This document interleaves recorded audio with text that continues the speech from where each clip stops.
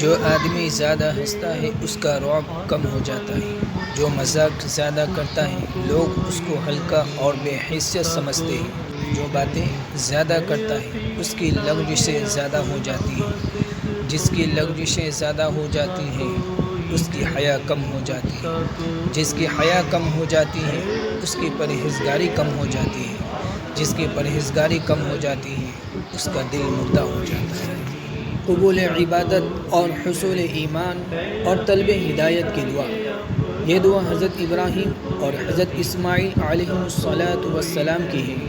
جو کہ بیت اللہ شریف کے بناتے وقت ہمیں خداوندی کی تھی۔ ربنا تقبل منا انك انت السميع العليم ربنا واجعلنا مسلمين لك ومن ذريتنا أمة مسلمة لك وأرنا مناسكنا وتب علينا إنك أنت التواب الرحيم۔ اے ہمارے پروردگار، تو ہم سے قبول فرما، تو ہی سننے جاننے والا ہے۔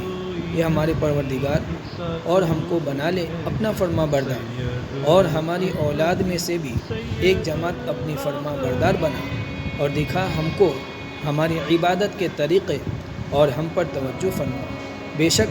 تو ہی توجہ فرمانے والا بڑا مہربان ہے۔